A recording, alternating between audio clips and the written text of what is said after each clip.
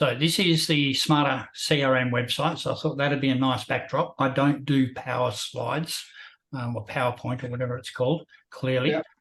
So the title of today's session is Discover a Single CRM Automation that Generated $270K in Business.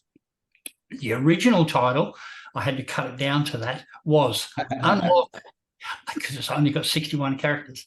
Unlock the power of CRM automation, discover the single automation that generated a 10K project, 180K in ongoing business from one client, and 80K in subsequent referrals.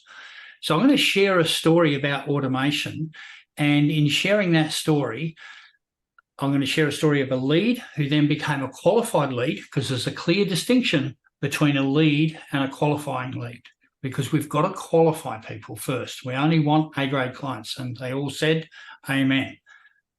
And then that client became a client. So for all intents and purposes, let's call her Marika. That was actually her name, so that probably works. So we'll go with that. Now, Marika came to my website. She clicked on this, tell us about your project, and I was supposed to open this earlier. And that is one of my qualifying forms that's built into the CRM.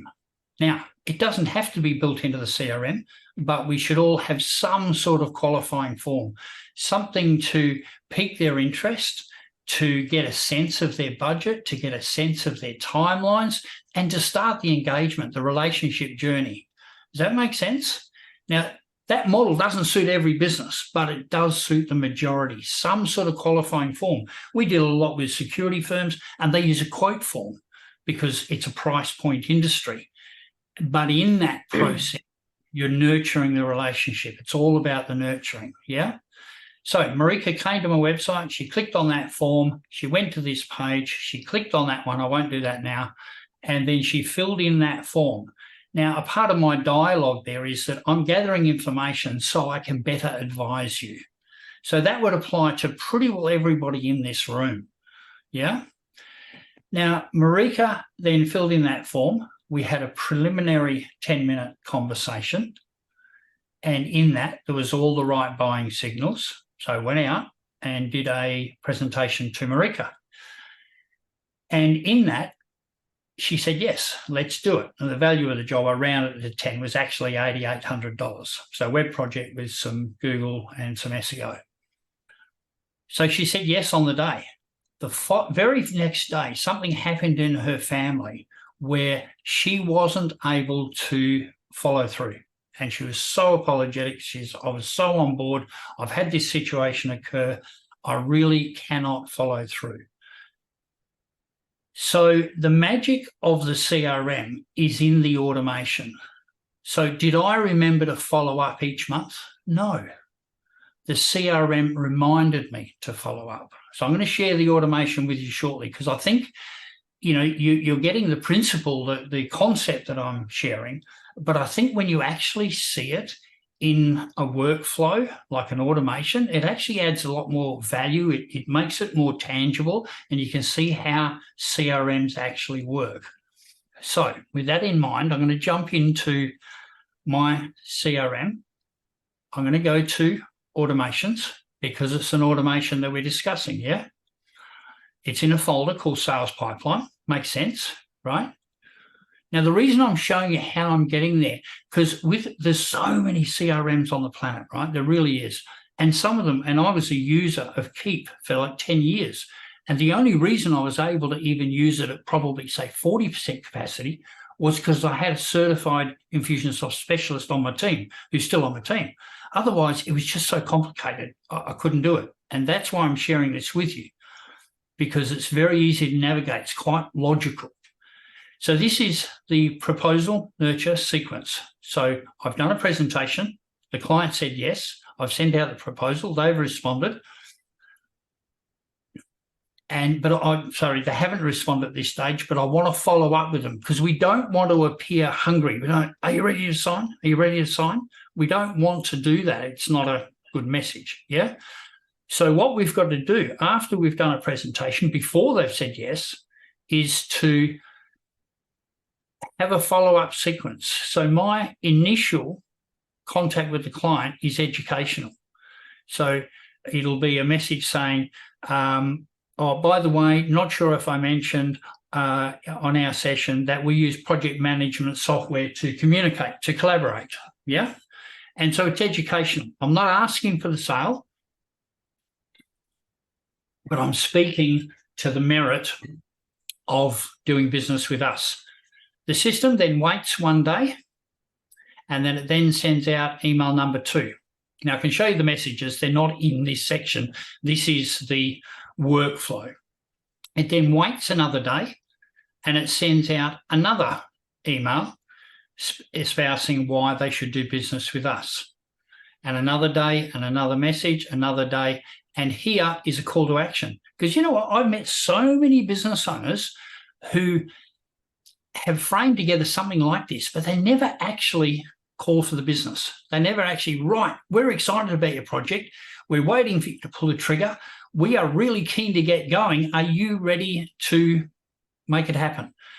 And this particular email, I'm not sure of the stats, but it's high. The amount of responses that I actually get to this is just unbelievable. It's like, oh, sorry for dragging my feet. I'm just waiting for a check to clear. I'm just waiting for this, or this is about to happen. So people clearly understand that this is a personal message written by me to them, even though it's in a workflow and it's systemized and automated. Does that make sense? Because some people say to me, oh, yeah, but it's, you know, it's not personal. Well, it is bloody personal. I wrote it. Like, so it just happens to be in automation. Yeah. Now, so Marika's got all of these. So she has said yes, and then she had to change her mind. But she stayed in this sequence. So these ones, that's the call to action right there. And these are follow-up emails that are educational in content, and they follow through with her. And then see, I've gone from 1 day to 2 days to 3 days, because you need to follow up, but you don't want to stalk. Yeah. So I'm sort of backing off a little bit here. And then I send out this email, and then I wait 4 days, and I send out the last follow-up. That's it. So after 14 days, if they haven't engaged and got back to me and said, yes, let's make this happen, then there's something, you know, needs to be looked at. Now, then I wait until day 30 and I set the system to send me a task. Now, I'll show you what that looks like. It sends me an email notification. They have not responded to the proposal nurture campaign, because after 30 days, it doesn't mean to say they're not going to do business with you. You've had a presentation. You've got strong buying signal. You're just now nurturing it. So it'll tell me the contact, the phone, the email, the business name. So once I get this notification, I can then make a personal assessment depending on the person, the nature of the sales call, the relationship with that client. So I've done away with the automation. Now it's up to me to manage that prospect. Now, the follow-ons from this, so that's the reminder to me to make a decision and contact the person one way. I may get on the phone. I might send them an SMS. I might do an email, whatever that action is for that situation. 30 days later, I'll just close that down. And I've got a note there. I don't know what that note's about. There's a comment. Oh, that's at 60 days. There you go. And so then at 60 days, I get another reminder to follow through. Now, in the case of Marika, right, wait 30 days, wait 30 days, wait 30 days. This runs for 10 months. Now, I can turn this off, and I'll go and show you in a moment how to turn it on and turn it off. Very easy. So at this point in time, I've got hold of Marika. I sent her an SMS, and then I did a phone call, and I got on the phone. I'm starting to feel a bit like a stalker, yeah? She says to me, Peter, thank you so much for your perseverance. I really appreciate your diligence in following me up. You know I had all this stuff happen, and you probably thought I wasn't going to proceed, but what I was saying was true, and boom, we did $8,800 worth of business. But here's the kicker. Because I've got this automation, I didn't have to think about it. I just get these nudges, these reminders, right? Because in business, I don't know about for you, but I am so damn busy. I am not going to remember to follow up with this prospect. I am just not. So the prompts help me to stay on track. I then land the business. But what's happened for her end, she's in the meantime had this financial quandary. She's had to go and get part-time project management work. She ends up working for Perth's largest RTO provider. She then does an introduction of me because she's so impressed with my systems, my follow-up, everything else. She does an introduction. I've now done $180,000 worth of business with that company, and they are still a client to this day. Probably worth about $9,000 a year at this stage for services. So 180K. And then when I got introduced to Dan, he then introduced me to another $80,000 worth of work. So you aggregate that, that's $270,000 worth of work. It's, can you see how it's a game changer?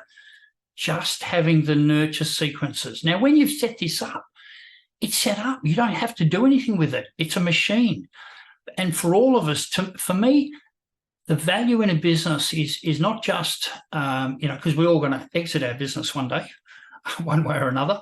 And we want to build a digital asset, this box that we can either get managed, we can sell the database, depending on our business model, what it is we have to sell.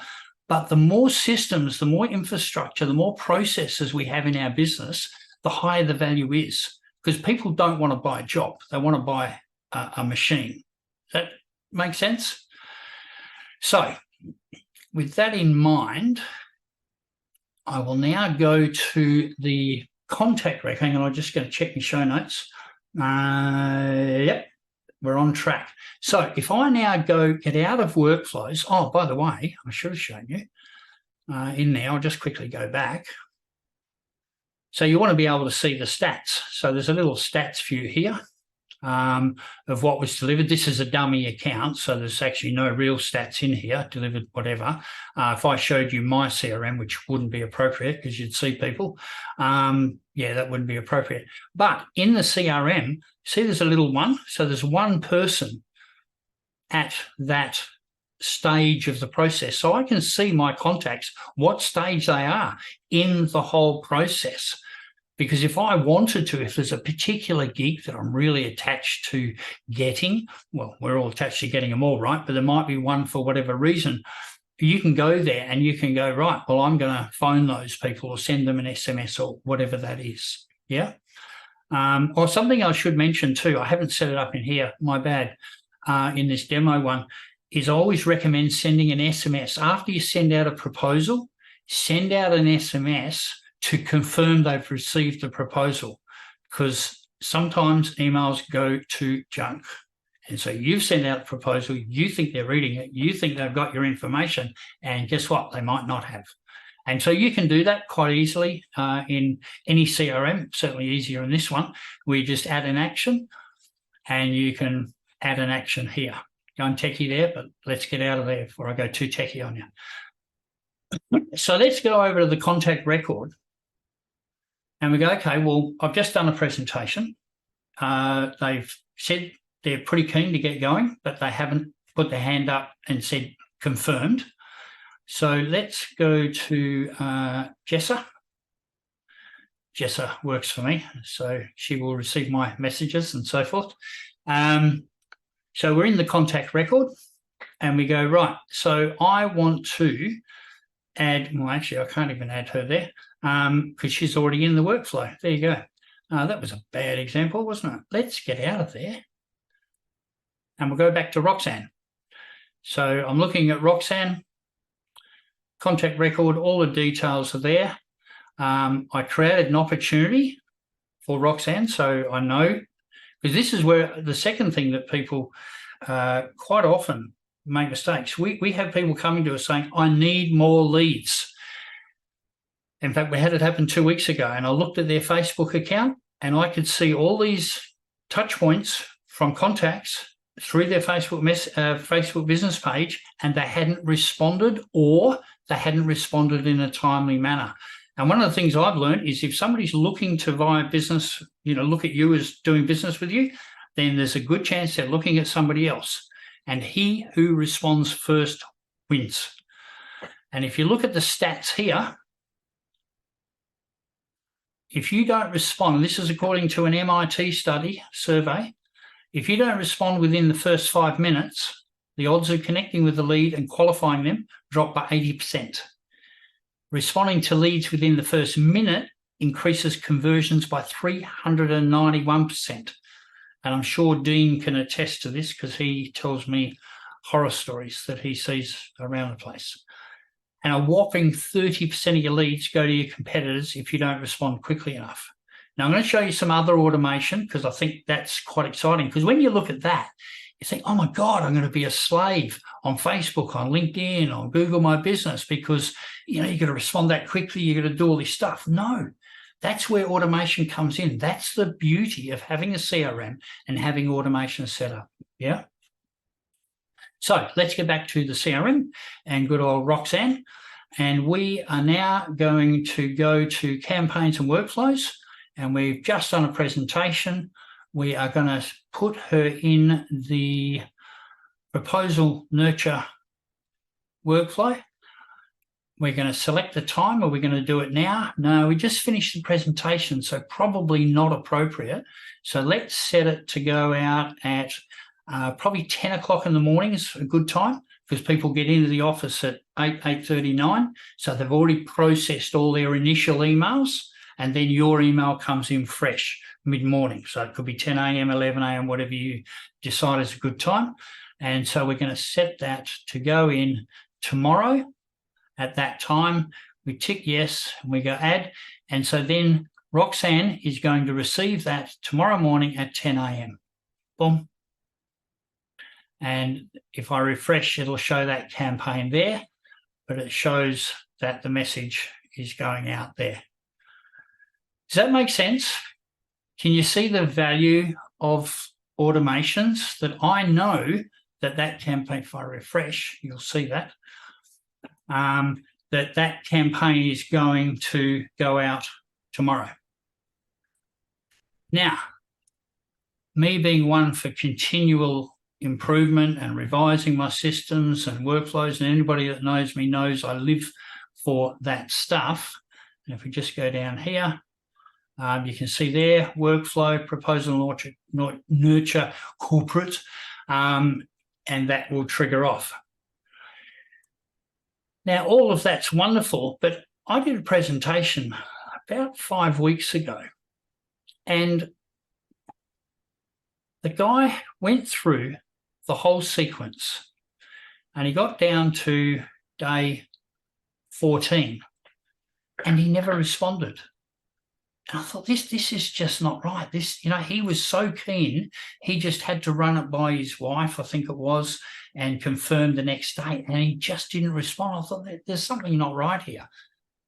So I suddenly thought what I needed to add was a personal message. So let's go back to Rox, and let's pretend that Rox has been in and she's received all of those messages and is at day 14.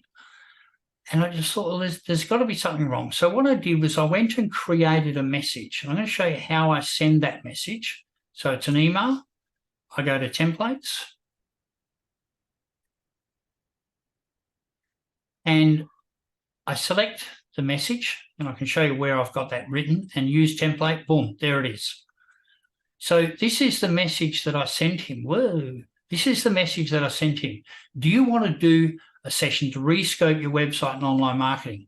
You are pretty keen. You know we can nail the design you're after, but you've gone dark on me. So it's my conversation. It's my writing. That's most people would recognize that as my style. Maybe you got sidetracked, busy, but more than willing, I'm more than happy to jump on a call and get your project back on track. Compare your schedule to mine. Let me know either way. I sent that message out. The very next morning, he replied and he said, so sorry for, taking so long. Yes, let's do it. 13K, boom. Right? So I was like excited, like new toy, just load this message. Like, wow, it worked. And so then I jumped over to my opportunities, remembering this is a dummy account. So there's famous people in here, Henry Ford. And I went through, so this is a sales pipeline for those who have used a CRM, for those who haven't. So this is a sales pipeline. These are the stages of a sales pipeline. You can have whatever stages you have in your business, whatever that is.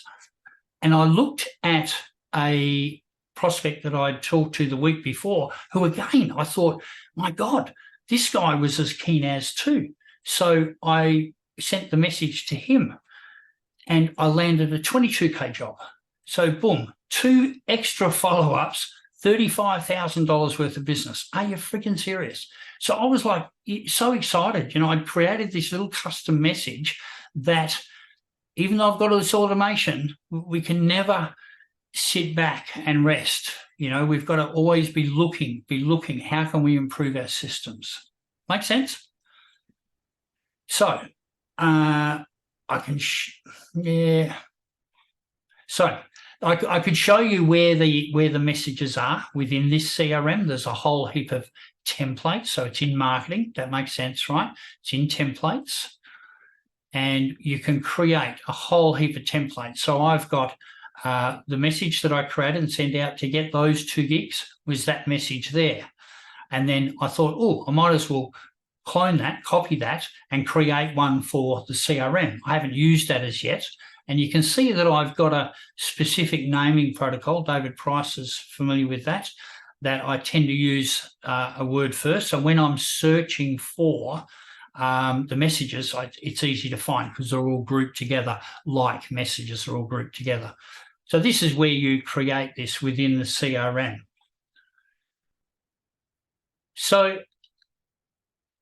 I just want to cover off now. We'll go back to automation. Has anybody got any questions for me at this stage before I jump across to another automation? You're all muted. No, I'm just thoroughly enjoying it. Yeah? Okay, cool. Because like we're building this thing, and you've got to remember, like I said before, I was an Infusionsoft user for 10 years, had all this automation, and then we spent 5 months transferring all the data across to this. This is so much more usable. It's just like off the charts. But you're building up your digital assets. So sometimes when I show this stuff to people, they get, whoa, overwhelmed, too much.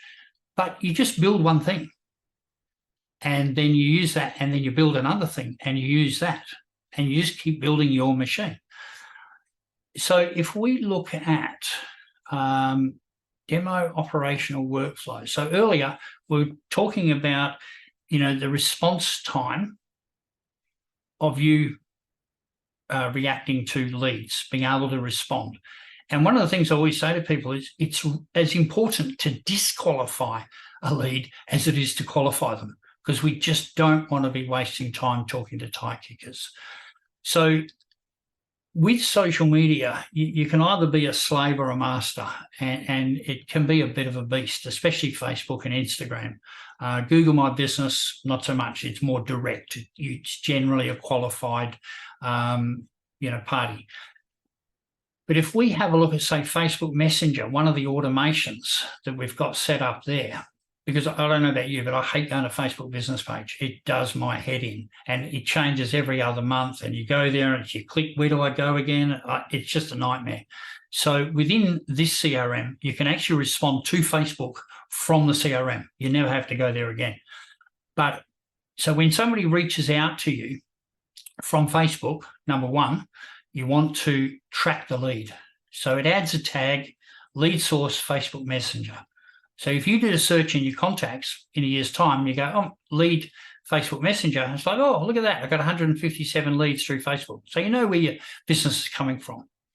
We want to replicate being a human as if somebody is responding, yeah? We don't want to, give the idea that it's a bot. So what happens is as soon as they reach out, hey, for us to be able to help, we'll likely need more information. We can do that in one of 2 ways, either via web form or have a quick chat. What would suit you best? We wait 1 minute, and then we send out a meeting link. You've seen my calendar probably. Compare your schedule to mine, and they'll either make a time to call or not.